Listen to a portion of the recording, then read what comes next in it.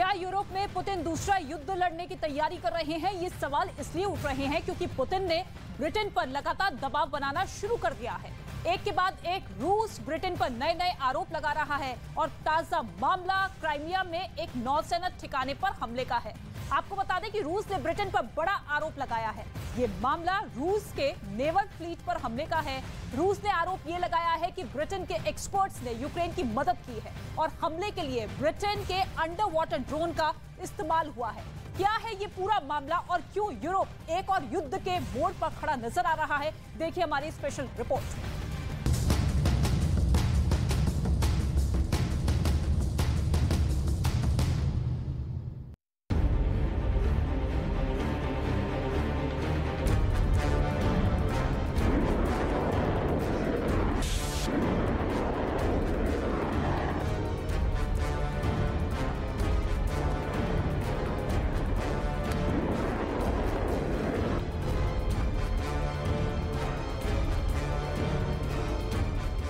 क्या रूस और ब्रिटेन के बीच चल रहा है एक अंडर वाटर वॉर?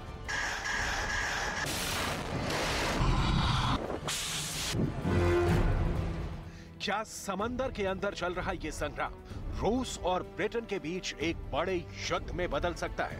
क्रेमलिन से पुतिन का आदेश आया और मॉस्को के अंदर मौजूद ब्रिटेन के राजदूत को तलब कर लिया गया। इसी तरह लंदन के अंदर मौजूद रूस के राजनयिक ने भी इंटरव्यू में ब्रिटेन पर अंडर वाटर अटैक के आरोप लगाए। क्या ब्रिटेन ने पहले रूस की गैस पाइपलाइन पर हमले किए और इसके बाद काला सागर के अंदर रूस के बंदरगाह में रूस के नौसेना बेड़े पर हमला किया? क्यों समंदर के अंदर पुतिन ने अपनी महाशक्तिशाली मिसाइल RSM-56 बुलावा का परीक्षण किया है? क्या समंदर के अंदर नाटो और रूस की परमाणु ताकतें आमने सामने आ चुकी हैं? यूरोप में कैसे रूस के खिलाफ चल रही है अंडर वाटर साजिश? और कैसे यूरोप में एक और बड़े युद्ध की आहट सुनाई दे रही है, ये सब आपको बताएंगे। लेकिन सबसे पहले बात होगी लंदन की, जहां रूस के राजदूत ने तमाम चौंकाने वाले खुलासे करके हड़कंप मचा दिया है और इसी वजह से लगातार रूस और ब्रिटेन के बीच तनाव बढ़ता जा रहा है। ब्रिटेन के अंदर रूस के राजनयिक आंद्रेई केलिन ने बहुत बड़े आरोप लगाए हैं। ये सारे आरोप काला सागर में रूस की नौसेना पर हुए हमले को लेकर हैं। काला सागर से सटे क्राइमिया के बंदरगाह सेवास्तोपोल पर रूस के एक नौसेना बेड़े पर हमला हुआ था। इस हमले को लेकर पुतिन बहुत ज्यादा गुस्से में है और पुतिन की नजरें ब्रिटेन पर टेढ़ी हो गई हैं। अब पुतिन के इशारे पर ब्रिटेन के अंदर ही मौजूद रूस के राजनयिक ने ब्रिटेन पर आरोप लगाए हैं। रूस के राजनयिक आंद्रेई केलिन का आरोप है कि रूस के युद्धपोतों पर हमले की साजिश रचने में ब्रिटेन बहुत गहराई तक शामिल है। आंद्रेई केलिन का दावा है कि रूस के पास पूरे सबूत हैं कि कैसे ब्रिटेन की रॉयल नेवी ने सेवास्तोपोल के बंदरगाह पर ड्रोन हमले का निर्देश दिया। आंद्रेई ने बाकायदा धमकी देते हुए कहा कि रूस के नौसेना बेड़े पर हमले से जोखिम में खतरनाक बढ़ोतरी हुई है। आंद्रेई ने यह भी कहा कि उन्होंने अपने समकक्ष को इसका सबूत भी दिया है और जल्द ही इन सबूतों को प्रकाशित भी किया जाएगा। Evidences on the participation of British special forces in preparation of the action against Sebastopol fleet has been delivered to British ambassador this morning and to the military attaché of Britain also this morning. So you've delivered the evidence because these are very serious allegations. Yes. Why don't you show the world the evidence? Perfectly know about participation of British specialists in training, preparation and execution of plans against the Russian infrastructure and the Russian fleet in Black Sea. And we know that it has been done. As I said, we do have detailed things which has been delivered. अपने नौसेना बेड़े पर हुए हमले से बौखलाए रूस ने Moscow के अंदर भी ब्रिटेन के राजदूत डेबोरा ब्रोनट को तलब किया था। इस बारे में कई वीडियो ट्विटर पर अपलोड किए गए हैं। इसमें ये दिखाया गया है कि सेवास्तोपोल के बंदरगाह पर HMS मकारो समेत 3 रूसी युद्धपोतों को निशाना बनाया गया। दावा ये भी किया गया है कि ये तीनों युद्धपोत क्षतिग्रस्त हुए हैं। कहा जा रहा है कि हमला पानी के नीचे मौजूद अंडर वाटर कामिकाज़े ड्रोन से अंजाम दिया गया है। ड्रोन भी 2 तरह के हैं, एक जो आसमान से हमला करे और दूसरे वो जो समुद्र के अंदर युद्धपोत पर हमला करे। रूस का आरोप है कि ब्रिटेन ने अंडरवाटर कामिकाज़े ड्रोन से रूस के युद्धपोतों पर हमला किया है। अमेरिका और ब्रिटेन बहुत लंबे समय से अंडरवाटर ड्रोन की टेक्नोलॉजी पर काम कर रहे हैं। अमेरिका ने तो एक ऐसा अंडरवाटर कामिकाज़े ड्रोन तैयार कर लिया था जो समंदर के अंदर मौजूद बारूदी सुरंगों को पानी में नष्ट करने में सक्षम है। मॉस्को ने दावा किया है कि सेवेस्तोपोल बंदरगाह पर हुए हमले यूक्रेन ने एक्सपर्ट्स की टीम ब्रिटेन से ही बुलवाई। रूस के राजनयिक ने इस मामले पर कड़ा रुख अख्तियार किया है, जो दोनों देशों के बीच तनाव बढ़ा रहा है। Why don't you show the world the evidence? It will come public pretty soon. You will provide evidence of British involvement in an attack on a Russian ship. Exactly. It will come public pretty soon, I guess perhaps today, perhaps tomorrow, but we know that it is happening, and it is dangerous because it escalates the situation. Britain की तरफ से Putin के सभी आरोपों को गलत करार दिया गया है। ब्रिटेन की तरफ से जारी बयान में ये कहा गया है कि रूस ये सारे मनगढ़ंत आरोप इसलिए लगा रहे हैं ताकि वो यूक्रेन के अंदर हो रही शर्मनाक पराजय से दुनिया का ध्यान भटका सके। सवाल ये है कि आखिर रूस के आरोपों में कितना दम है।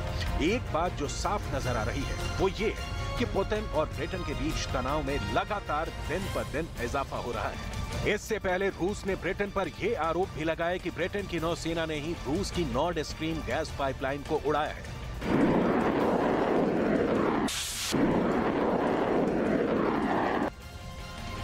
यानी बीते एक महीने के अंदर एक के बाद एक रूस का ब्रिटेन पर दूसरा आरोप है। काला सागर के नौसेना बेड़े पर हुए हमले में सबसे बड़ी भूमिका अंडर वाटर ड्रोन की रही, जो इस वक्त यूक्रेन का पसंदीदा हथियार बन चुका है। और अगस्त के महीने में ब्रिटेन ने ही यह घोषणा की थी कि वो यूक्रेन को पानी के अंदर इस्तेमाल होने वाले ड्रोन देने जा रहा है। यूरोप के अंदर रूस की सबसे बड़ी नाराजगी इस वक्त ब्रिटेन से ही है, क्योंकि यूक्रेन की जंग में ब्रिटेन का रोल बहुत बड़ा है। दरअसल जब से रूस ने यूक्रेन पर अटैक किया, यूरोप के अंदर रूस की सबसे ज्यादा खिलाफत करने वाला सबसे बड़ा देश ब्रिटेन ही है। यूरोप को ब्रिटेन की तरफ से मिलिट्री सपोर्ट दिया गया, जिसकी वजह से पुतिन की आर्मी को काफी नुकसान झेलना पड़ा। रूसी आर्मी को सबसे ज्यादा नुकसान हुआ next generation light anti tank weapon से।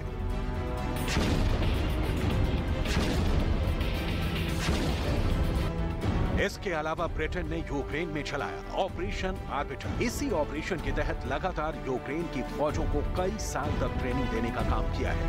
अब तक ब्रिटेन यूक्रेन के 20,000 से ज्यादा फौजियों को ट्रेनिंग दे चुका है। मॉडर्न वॉरफेयर में यूक्रेन की फौज को ब्रिटेन ने एक्सपर्ट बनाया है, इसीलिए रूस को सबसे ज्यादा परेशानी ब्रिटेन से है। इतना ही नहीं, ब्रिटेन की रॉयल एयरफोर्स ने भी सर्विलांस एयरक्राफ्ट के जरिए यूक्रेन की सुरक्षा के लिए रूस के ग्राउंड फोर्सेस की जासूसी की है।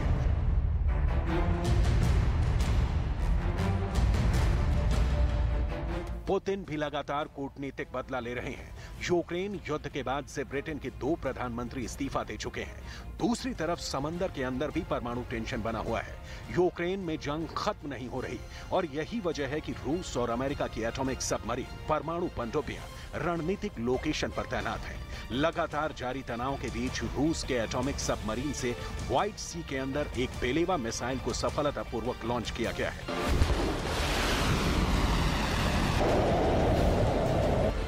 यह मिसाइल 2018 से लगातार सरफेस में है। इसका निर्माण किया है Moscow institute of thermal technology ने। इसकी एक यूनिट की कीमत $32 मिलियन है। यह मिसाइल 11.5 मीटर लंबी और 2 मीटर व्यास की है। यहाँ व्हाइट सी की लोकेशन पर गौर करना भी जरूरी है। साफ है कि रूस ने नेटो से जुड़े देशों को भी धमकाने की कोशिश की है, लेकिन बात सिर्फ यही नहीं है। नेटो और रूस दोनों देशों ने पिछले महीने परमाणु अभ्यास किए हैं।